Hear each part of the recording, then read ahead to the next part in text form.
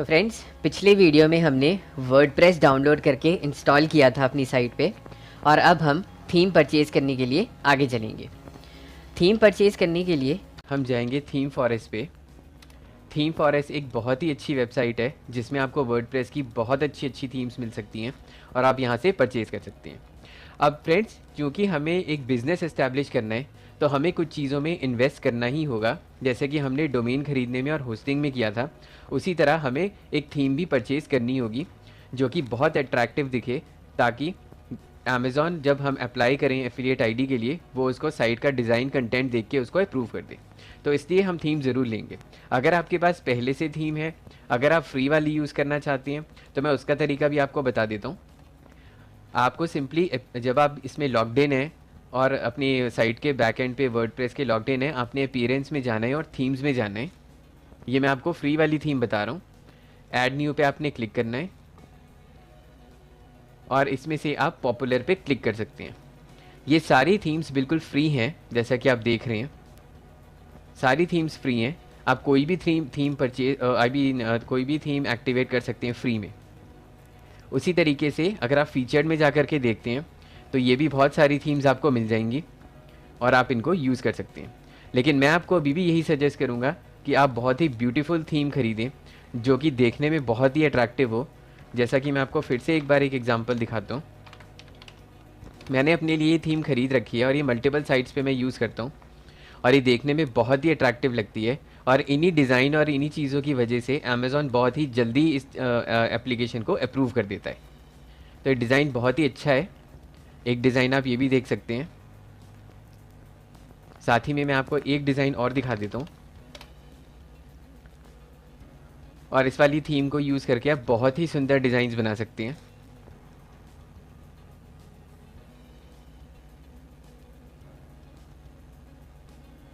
एक एग्जांपल ये देखिए, ये एक ज्वेलरी की अमेज़ॉन की एफिलिएट वेबसाइट है और ये इतनी सुंदर लगती है देखने में। देखिए, ये भी यही थीम यूज़ करके बनी हुई है। तो मैं आपको फिर भी यही सजेस्ट करूँगा, अगर तो आप फ्री के साथ कंफर्टेबल हैं देन इट्स ओके।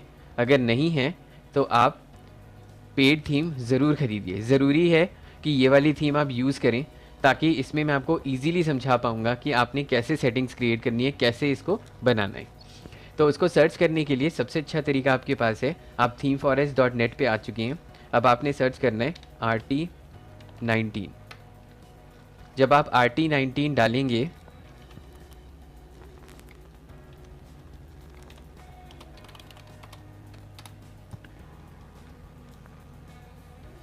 तो ये आपको दिखा देगा RT थीम 18, RT थीम 15। लेकिन हम सबसे लेटेस्ट वाली करेंगे, इसलिए हम RT थीम 19 को सर्च करेंगे।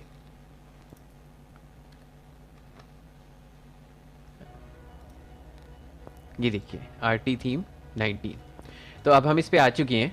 इसकी कॉस्ट $59 है और आप इसको खोल के यहाँ से परचेज़ कर सकते हैं। मैं रिपीट कर रहा हूँ फ्रेंड्स, एक बिज़नेस को इस्टेब्लिश करने के लिए इन्वेस्टमेंट करनी पड़ती है और ये इन्वेस्टमेंट इतनी ज़्यादा नहीं है कि जो आप अफोर्ड ना करवाएं। और दूसरा, इस इन्वेस्टमेंट से आप लॉन्ग टर्म में बहुत अच्छा बिज़नेस डेवलप कर सकते हैं। तो ये अमाउंट वन टाइम है आपके लिए, कोई बार बार आपको स्पेंड करने की ज़रूरत नहीं है। तो आप इस थीम को यहाँ से ऐड टू कार्ट करके परचेज़ कर सकते हैं। परचेज़ करने के बाद, चूँकि मैं इसको ऑलरेडी परचेज़ कर चुका हूँ काफ़ी साल पहले, आप जब अकाउंट बना लेंगे तो आपको डाउनलोड्स में जाना है। डाउनलोड्स में जाके आप ये देखिए, मैंने बहुत सारी थीम्स और बहुत सारे प्लगइन्स थीम फॉरेस्ट से परचेज़ किए हुए हैं ओरिजिनल। और अब आप नीचे स्क्रॉल करेंगे और देखेंगे कि RT थीम 19 है और आप उसको डाउनलोड कर लेंगे।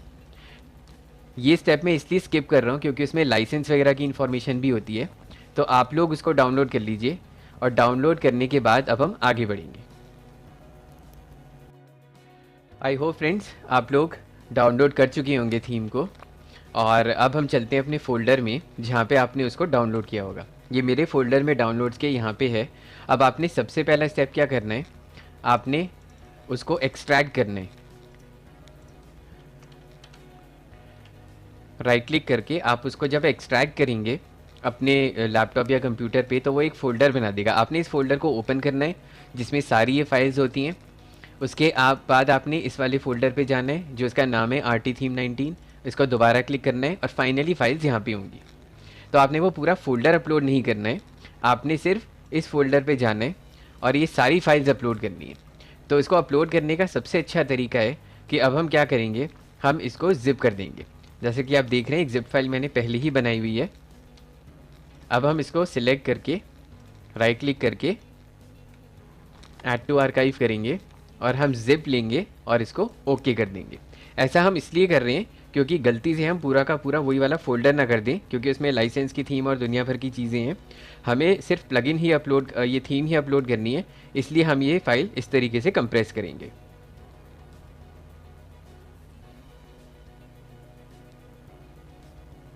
अब ये ज़िप कर रहा है, अब ये इसका ज़िप कंप्लीट हो चुका है।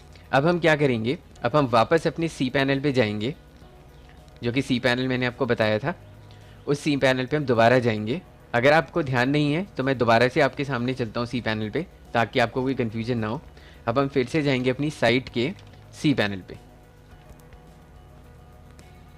अब हम यहाँ पे जाके लॉगिन करेंगे अपने यूज़र नेम और पासवर्ड के साथ, जो यूज़र नेम पासवर्ड मैंने आपसे सेव करवाया था।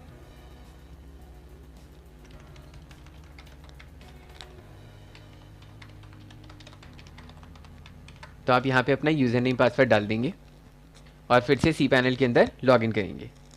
मैं रिपीट कर रहा हूँ कि अभी हमने क्या किया है कि अभी हमने थीम अपनी डाउनलोड की है और अब हम इस थीम को अपलोड करेंगे। तो थीम को अपलोड करने के लिए अब हम फिर से फाइल मैनेजर में जाएंगे। फाइल मैनेजर में जाके हम public_html में जाएंगे। उसके बाद हम WP कंटेंट में जाएंगे। कंटेंट में हम थीम्स में जाएंगे और यहाँ पे हम अपलोड पे क्लिक करेंगे। अपलोड पे क्लिक करने के बाद अब हम सिलेक्ट फाइल करेंगे और सिलेक्ट फाइल करके हम उसी फोल्डर पे चलेंगे जहाँ आपने इसको सेव किया था।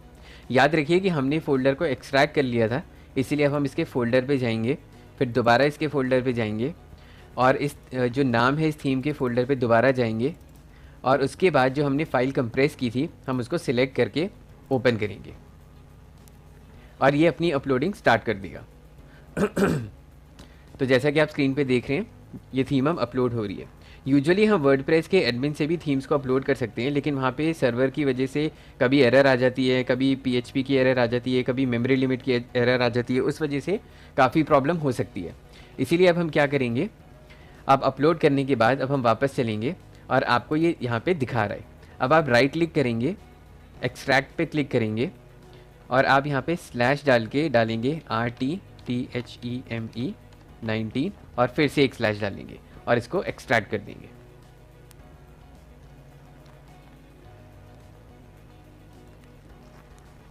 अब जैसा कि आप स्क्रीन पे देख सकते हैं ये एक्सट्रैक्ट हो चुका है। इसको रीलोड करेंगे तो यहाँ पे एक फ़ोल्डर आपको दिखा देगा जिसमें सारे कंटेंट्स हैं।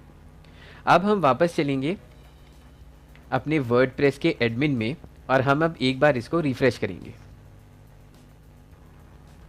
रिफ़्रेश करने के बाद अब हम अपीयरेंस में थीम्स में जाएंगे और ये पाएंगे कि वो थीम अब यहाँ पे दिखाई दे रही है, RT थीम 19। अब आप इसको एक्टिवेट करेंगे।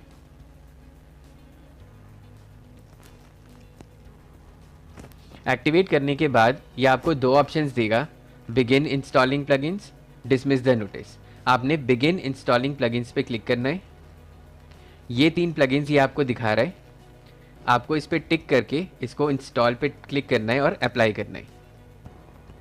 तो अब ये प्लगइन्स इंस्टॉल कर चुका है और अब हम वापस क्लिक करेंगे return to required plugins installer पे।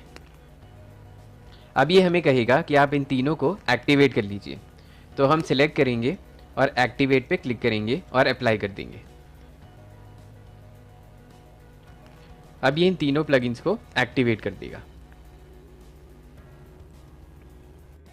तो अब ये सारे प्लगइन्स को एक्टिवेट कर चुका है फ्रेंड्स। अब हम आगे बढ़ते हैं नेक्स्ट स्टेप पे। अब हम ये देखते हैं यहाँ पे माउस ले जाकर व्यू साइट में कि अभी तक हमारी वेबसाइट कैसी दिखाई दे रही है। क्योंकि वेबसाइट में अभी कोई डेटा नहीं है, इसलिए हमारी वेबसाइट बिल्कुल प्लेन और ब्लैंक दिखाई दे रही है। अब हम इसको कस्टमाइज़ करेंगे कलर थीम्स वगैरह के साथ, ताकि ये वेबसाइट इसकी तरह दिखने लगे, जैसा कि मैंने आपको एग्जांपल में दिखाया था। हम अपनी ये वाली साइट जो इस तरह से जो दिख रही है, हम पूरी की पूरी साइट को इस तरीके से कन्वर्ट करेंगे और हम तब अमेज़ॉन एफिलिएट आईडी के लिए अप्लाई करेंगे। तो चलिए फ्रेंड्स, अब हम स्टार्ट करते हैं कस्टमाइजेशन के लिए नेक्स्ट वीडियो में।